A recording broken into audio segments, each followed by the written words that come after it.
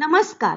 आज आपण 6 महिन्यांच्या पुढच्या बाळासाठी वजन वाढायला आणि ताकद यायला मदत करणारी हेल्दी होममेड मिक्स दाल सेरेलॅक रेसिपी पाहणार आहोत.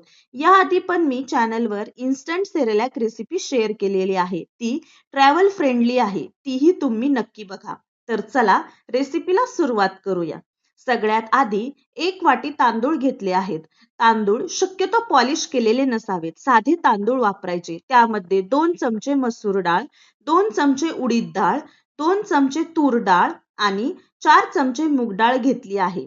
हे सगळं 3 ते 4 वेळा स्वच्छ पाण्याने धुवून घेतलं, जेणेकरून धूळ किंवा कचरा व्यवस्थित निघून जाईल.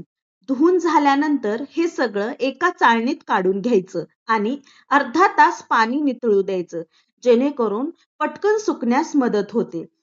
त्यानंतर एका कॉटनच्या कापडावर पसरून 5 ते 6 तास पूर्ण सुकवून घेतलं. तुम्ही फॅनखालीही सुकवू शकता किंवा बाहेर सुकवत असाल तर त्यावर धूळ बसणार नाही याची काळजी घ्या.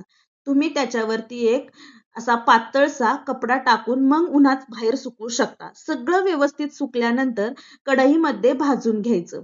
आता कढईमध्ये भाजताना आपण याच्यामध्ये 7 ते 8 बदाम, अर्धा चमचा जिरे आणि अर्धा चमचा ओवा ऍड केलेला आहे. जिऱ्यामुळे छान टेस्ट येते आणि ओव्यामुळे बाळाला पचायला मदत होते. बदामामध्ये गुड फॅट्स असतात. फक्त ड्रायफ्रुट्स यूज करताना ते कमी क्वांटिटीमध्ये यूज करायचे, जेणेकरून बाळाला कॉन्स्टिपेशनचा त्रास होणार नाही. कारण ड्रायफ्रुट्स पचायला जड असतात. हे सगळं लो फ्लेमवर छान गोल्डन ब्राऊन होईपर्यंत भाजून घेतलं. छान भाजलं गेलं की बाळाला ते पचायला सोपं जातं. भाजून झाल्यानंतर एका ताटामध्ये काढून पूर्ण थंड होऊ दिलं आणि मग मिक्सरमध्ये याची पावडर तयार करून घेतली. खूप जास्त फाईन पावडर नाही करायची. थोडं कोर्स टेक्स्चर ठेवलं तर कन्सिस्टन्सी छान येते. जर तुम्हाला ही पावडर स्वीट आणि सेवरी दोन्हीसाठी वापरायची असेल तर जिरे आणि ओवा स्किप करू शकता. सेवरी बनवताना नंतर जिरे पावडर ऍड करू शकता आणि स्वीट बनवताना तसंच वापरू शकता. आता ती पावडर चाळून घेऊन एका एअरटाईट कंटेनर मध्ये स्टोअर करून ठेवायची, जेणेकरून ती खराब होणार नाही. आणि आता ही पावडर तुम्ही एक 15 ते 20 दिवस वापरू शकता. ती अजिबात खराब होत नाही. आता मी तुम्हाला हे बाळाला कसं द्यायचं ते दाखवते. एका भांड्यात 2 चमचे सिरियल मिक्स घेतलं. त्यात पाणी घालून व्यवस्थित मिक्स करून घेतलं, म्हणजे गुठळ्या होणार नाहीत. त्यानंतर अजून थोडं पाणी ऍड करून ते शिजायला ठेवलं.